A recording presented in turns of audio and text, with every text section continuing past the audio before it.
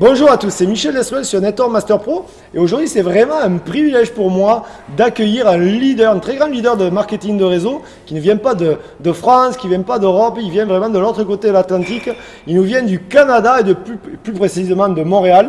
Donc c'est vraiment un privilège pour moi d'accueillir Monsieur Hamza Majdi et écoute Hamza, merci beaucoup d'avoir accepté mon invitation. Ça fait plaisir Michel, ça fait plaisir. Le plaisir est vraiment partagé.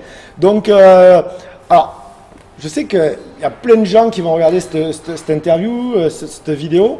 Et moi, ce que j'aimerais que tout d'abord, avant de démarrer, c'est que tu nous parles un peu de ton histoire. Comment tu as rencontré d'abord le marketing de réseau, mais avant ça, même en amont, d'où tu viens, ton histoire, parce que déjà ton histoire, elle commence, je crois, en Afrique du Nord. En Afrique du Nord, effectivement. Donc, si tu pourrais un peu nous expliquer comment tu as fini au Canada et comment tu finis en France, et en fait, un peu vraiment ton parcours jusqu'à ce que tu rencontres le marketing de réseau.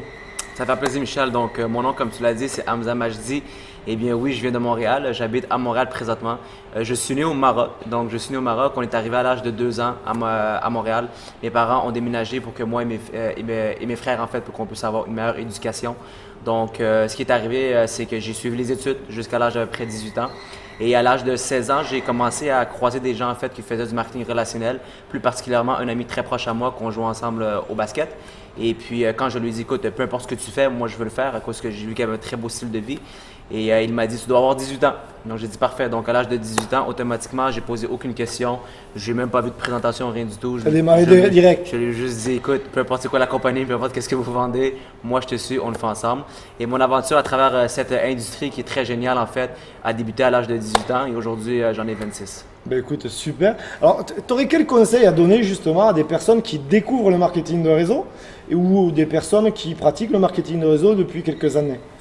Un de mes conseils principaux que je dirais en fait, c'est de vraiment prendre votre temps. De prendre votre temps, de vraiment bien comprendre l'industrie et de bien comprendre le processus. De comprendre que c'est un processus et que si vous voulez aller trop rapidement et que vous vous comparez aux gens, mettons, qui battent plusieurs records, regardez leur cheminement principal, leur première année qu'ils ont fait dans cette industrie et vous allez réaliser que c'est à peu près le même parcours que le vôtre.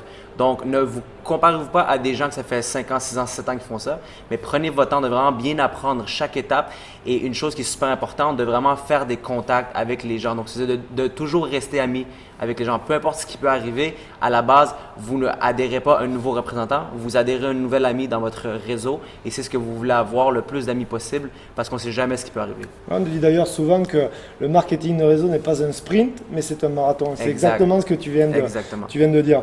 Ouais. Tu sais, j'ai souvent, ou tu as souvent, on a tous souvent ce cas de figure, on a plein de gens qui viennent nous voir et qui nous disent qu'on manque de confiance en eux, c'est beaucoup de gens qu'on manque de confiance en eux, et qui se posent la question justement, est-ce que c'est fait pour moi le marketing de réseau? Est-ce que je pense que je ne suis pas fait pour ça, etc. Qu'est-ce que tu aurais à répondre à ça?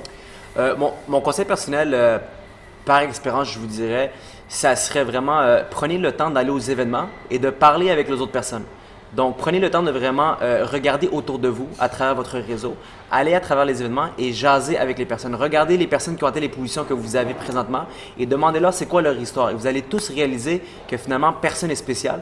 Et vous allez même réaliser qu'il y a certaines personnes qui ont atteint certains niveaux que vous allez vous dire « Waouh, si lui, il a réussi à faire ça. » Je peux le faire. Exact, je peux le faire. Donc, vraiment, prenez le temps de vraiment discuter avec les gens et vous allez réaliser qu'ils sont humains.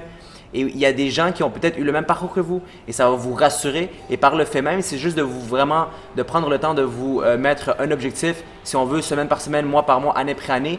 Et puis allez-y étape par étape. Donc, si vous êtes étape par étape, vous allez prendre beaucoup d'actions et l'action sort du doute et ça va pouvoir vous aider à aller plus loin. Alors justement, là, tu parles un peu d'état d'esprit.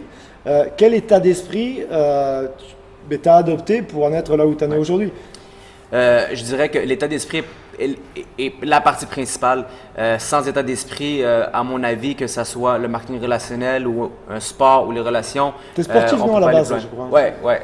Tu fais quoi? Tu fais plusieurs sports? En fait, depuis 3 ans, je suis spécialisé dans le CrossFit. D'accord. Dans l'haltérophilie aussi beaucoup. Donc, c'est quelque chose qui est très demandant, mais qui est très psychologique aussi. Ouais. Donc, état d'esprit, super important. C'est très proche du sport. Ouais, exact. Je crois qu'il n'y a rien que tu puisses accomplir à travers la vie si tu ne travailles pas sur ton mental. Et la bonne nouvelle, c'est que le mental et votre état d'esprit, ce n'est pas quelque chose qui est inné. C'est quelque chose qui va être acquis. Donc, tous les grands entrepreneurs, tous les grands qui ont réussi, c'est quelque chose que tu peux travailler. Donc, juste à lire les livres, écouter les audios et de passer du temps avec des gens comme Michel Desrel, en fait. C'est gentil. Alors, justement, tu parles de livre, ça tombe super bien. Je suppose que, justement, vu que tu en parles, que tu as lu plein de livres, tu sais ce qu'on dit? On dit souvent que celui qui a la plus grande télé, c'est pas celui-là qui a la plus grande fortune, c'est pas celui-là qui a la plus grande télé, c'est celui-là qui a la plus grande bibliothèque. Exact. Et donc, si tu pourrais donner quelques exemples de livres en développement personnel ou marketing de réseau que tu pourrais conseiller?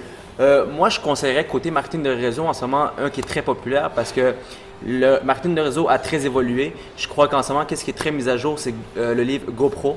Donc, le GoPro, c'est quelque chose qui est recommandé, même si les gens ils l'ont déjà lu. Écoutez, c'est pas juste de le lire, mais c'est de le lire, mais de l'appliquer et de vraiment le vivre. Donc, c'est un que j'aime vraiment beaucoup. Côté plus psychologique, si on veut, côté le mental et tout, en anglais, c'est The Alchemist, le alchimiste, c'est ça? L'alchimiste de Paul Coelho. Exactement. Donc, un très bon livre, très bonne philosophie. Donc, c'est deux livres, en fait, qui m'ont beaucoup aidé et qui aident beaucoup aussi mes représentants.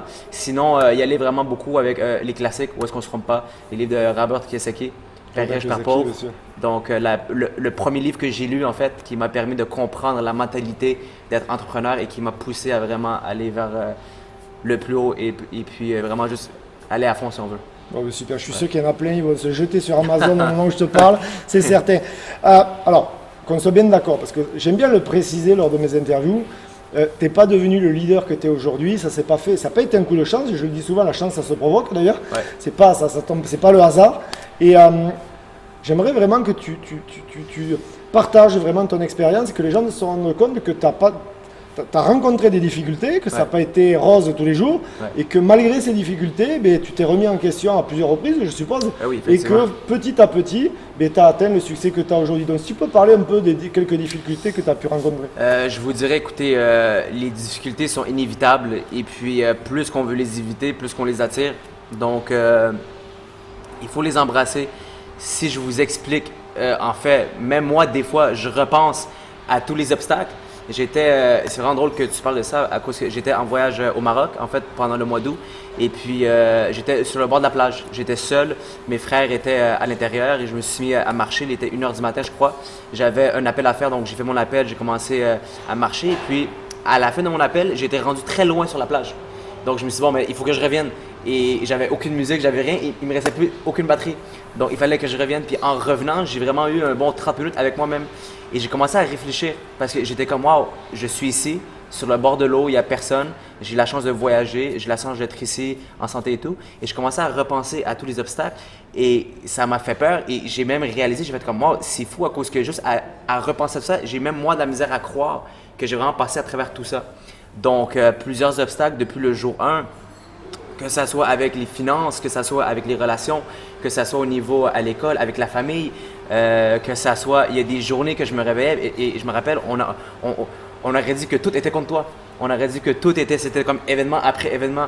Et puis, c'était la loi de l'attraction à l'envers. Exact.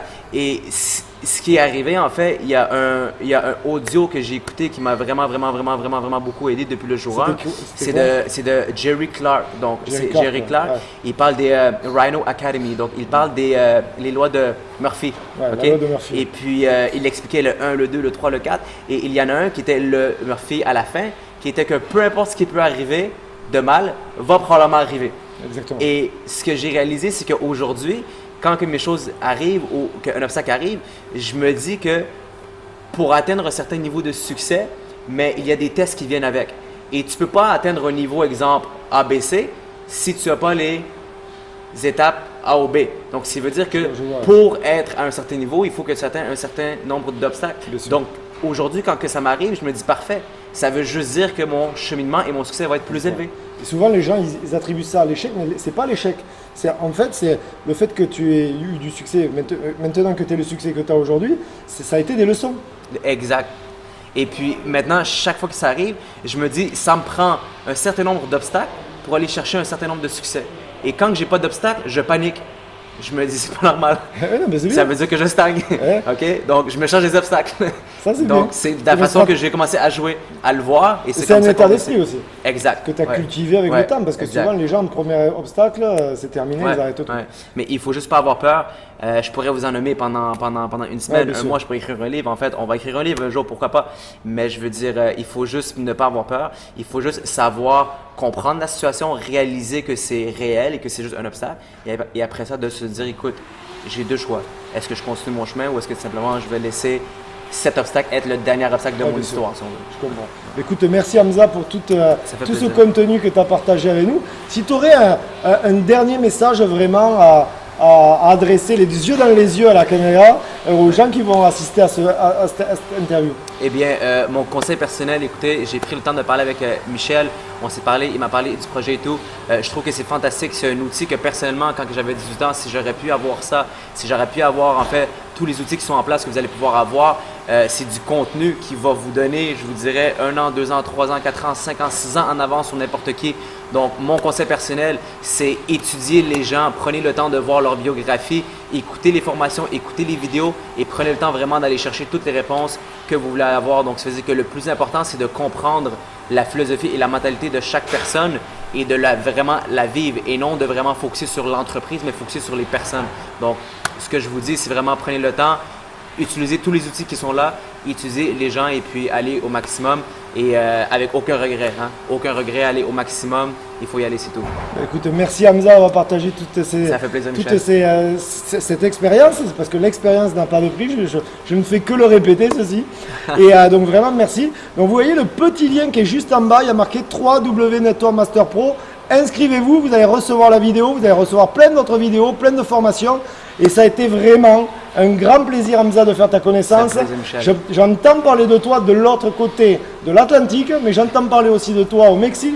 J'entends parler de lui partout, en fait. Donc bravo, en tout cas, pour tout ce que tu entreprends, tout ce que tu fais. Tu es un exemple pour plein de gens. Et donc, j'ai beaucoup de très, très bons retours sur toi. Donc, bravo à toi. Ça fait plaisir, Michel. Merci beaucoup. Merci beaucoup. On leur dit au revoir. À très bientôt. Allez, bye bye. Bye bye.